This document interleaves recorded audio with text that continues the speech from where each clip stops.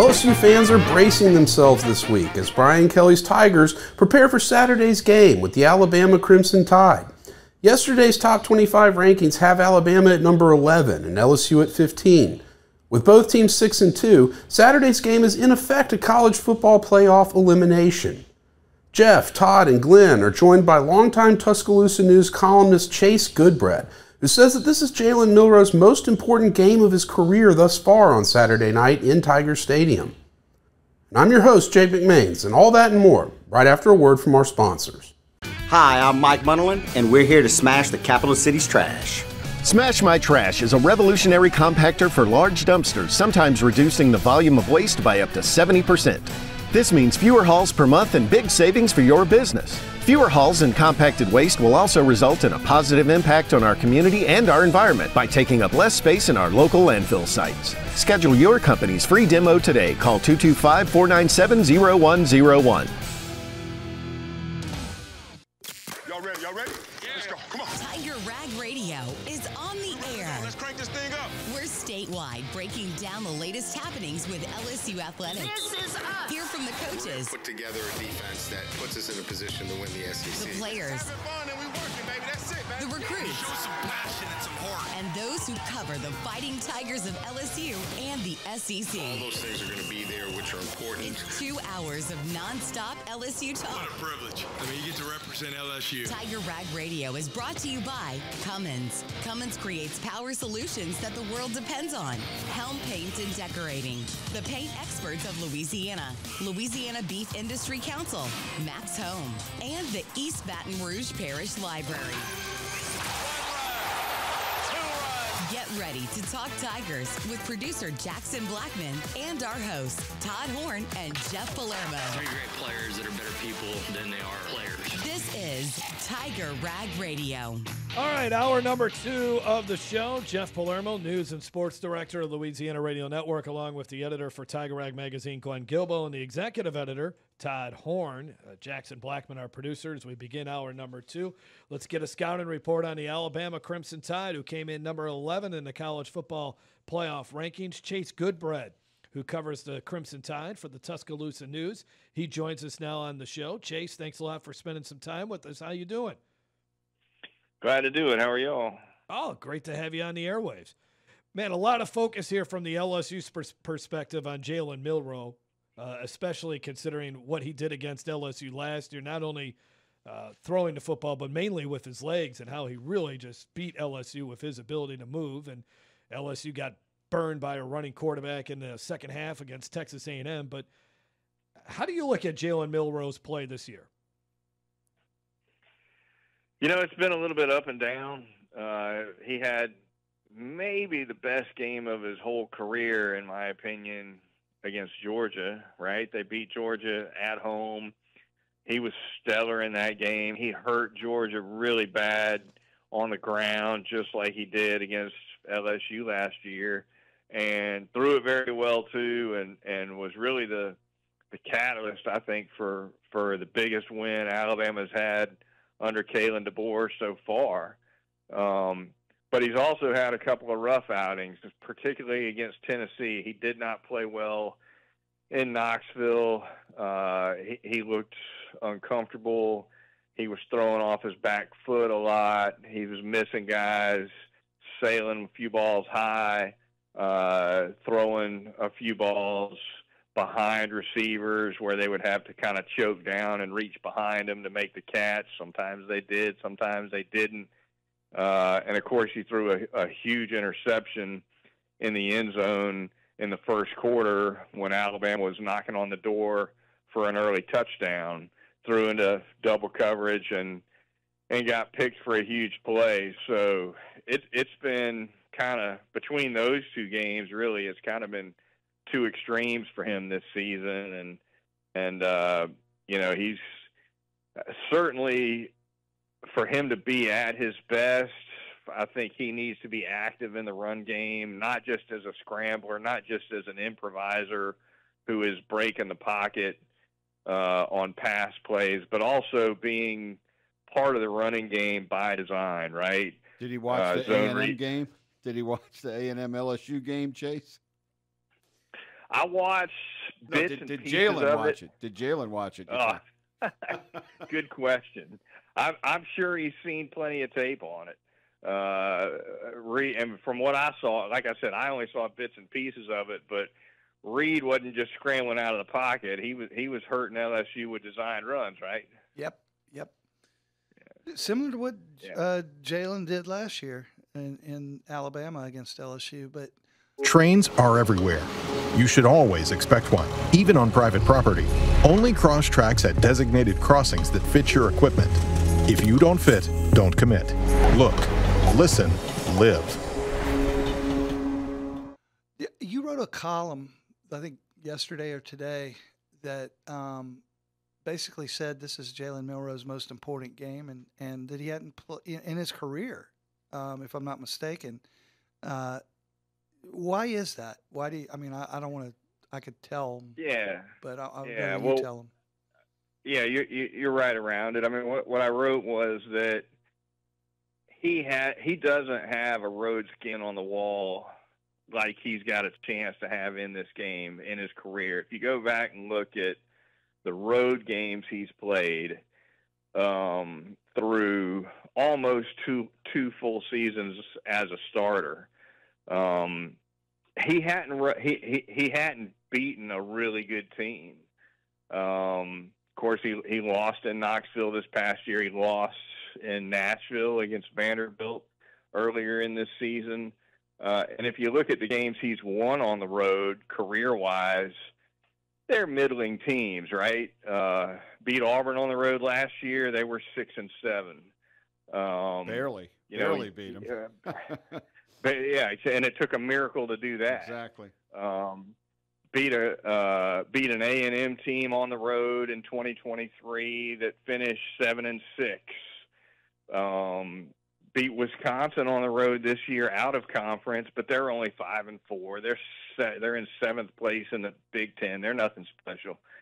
So, and really, in his defense, he hadn't had an opportunity to beat many good teams on the road in his career. He's just happened to run into a lot of middling teams. You can only play the schedule in front of you. The only really good team he's played on the road in his career was Tennessee and Knoxville earlier this year, and it was one of the worst games he's played. So LSU, to me, represents his next chance and his biggest chance to beat a team on the road that can, that's really good. And the one game that some people would point to as a pseudo exception would be the game he played against Georgia in the SEC championship. It was away from home, but it wasn't on the road. Neutral site in Atlanta.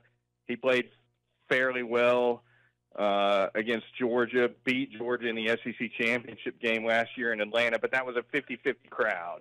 And I'm just talking about pure road games. He hadn't run into a lot of good teams in his career on the road. As far as I'm concerned, LSU will only be the second. Talking to Chase Goodbread, the columnist for the Tuscaloosa News here on Tiger Rag Radio. Well, Chase, what's it been like covering Alabama without Nick Saban?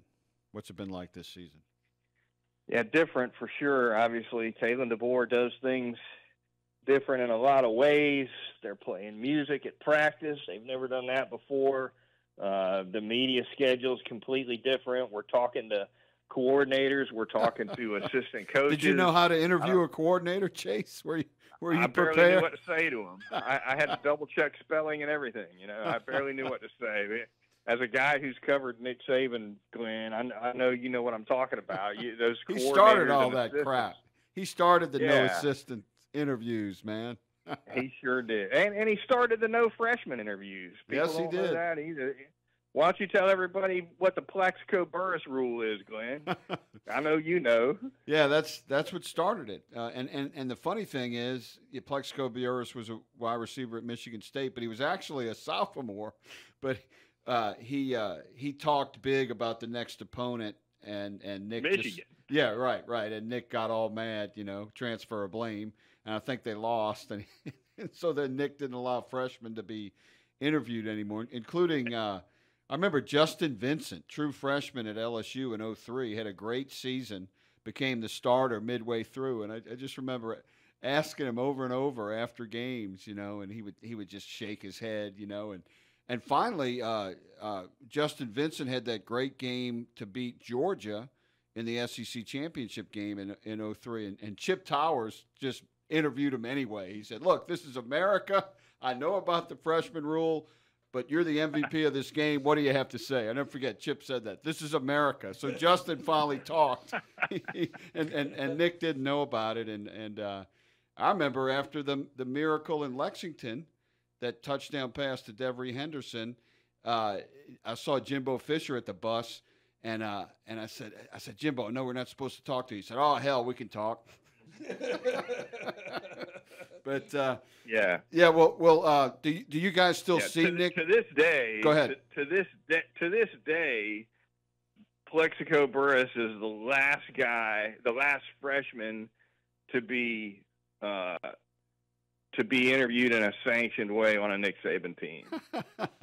That's unbelievable, because he would bend the rule here and there with LSU. He never bent that once at Alabama. Not once. Wow. Not once. We never talked to a freshman in 17 years at Alabama. God, you got a good one now in the wide receiver. Ryan, yeah, we've talked to him several times. Kalen DeBoer's been real good about letting Ryan Williams talk to us, and Ryan Williams is good with the media. He's great with the media. He's pretty colorful. He's honest. He's candid. If somebody throws him a gotcha question, he's smart enough to deflect it. But he's great to talk to. He is. I saw his interview after the Georgia game. That was something else. It's time to start betting on yourself. Louisiana 988 can help if you're dealing with tough emotions caused by gambling habits. You can share as much or as little as you want, and it's completely confidential. It's free, available 24/7, and most people who reach out report feeling better right in the moment. Call or text 988 anytime.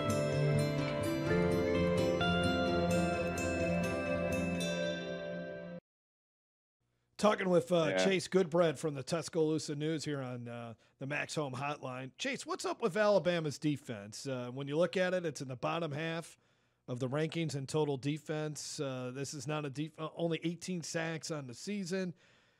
Give us a sense of what's been the situation there. Is it just less talent there? Is it scheme? What's been the issue there? I think less talent. That's something Alabama fans don't want to hear. But, I worked for 9 years with NFL.com. Fortunately, through that period, I was able to develop a few relationships with NFL scouts. I've talked to several of them this year. And they're telling me, look, there's some good players on this Alabama team, but there are not a lot of great ones. Might not be any great ones. I mean, Nick Saban generally would year to year produce on average 4 first-round picks, sometimes 3, sometimes 5. One year he had 6, but on average it was around 4. And Alabama might not have any in the 2025 NFL draft. Might not have any. Some good players, some guys that'll get drafted early, but maybe they might potentially could get shut out of the first round. And when you look at the defense, there's draftable guys, no question about it, but there aren't any real headliners that scouts are all over. There's not a Jaron Reed at defensive tackle. There's not a Deron Payne in there on the defensive line. There's not a Reuben Foster at linebacker. There's not a Will Anderson off the edge. There's not a Minkah Fitzpatrick in the secondary. I mean, all these guys I'm talking about here, they're first-round picks. These guys on Alabama's defense, they're going to get picked. They'll play in the NFL, but they're not the cream of the crop the way Saban's defenses were. Chase, let me ask you, Chase, how many guys that transferred away from Alabama after the last season are first-round picks? You know, I'm not going to be surprised if Caleb Downs goes in the first round. Right. He transferred to Ohio State. He was He was one of the best safeties in the country as a freshman last year. Right. At Alabama. That's one. But beyond that, okay. I can't name you a transfer they lost that I think will go in the first round. Wow. So Trey Amos, the wide receiver, or excuse me, the cornerback, who was a transfer to Alabama from Louisiana, and he was Alabama's third corner behind Kool-Aid McKinstry and Terry and Arnold last year. He's a good football player. He transferred to Ole Miss, and he's a good player. He'll get drafted, but I don't think he's a first rounder. Yeah. So did Saban's recruiting kind of slip the last year there? I think that's fair to say. Yeah. Okay. You know, it didn't slip in the rankings, right? His classes were always ranked 1 and 2, but that doesn't matter. What matters is how they turn out, and I don't think they turned out on the back end for him quite like they did previously. Chase, thanks a lot for your time tonight, man. We really appreciate your insight on the Alabama Crimson Tide. All right, enjoyed it, y'all. Get ready to make some noise this October with the East Baton Rouge Parish Library. Join us for the 11th Annual Baton Rouge Maker Fair on October 19th from 10 a.m. to 4 p.m., where creativity and music come together. From live performances to hands-on workshops, there's fun with a beat for everyone. Visit batonrouge.makerfair.com for details. Brought to you by your East Baton Rouge Parish Library, where creativity never stops. All right, that'll be it for today's episode. Thank you, Chase, for coming on.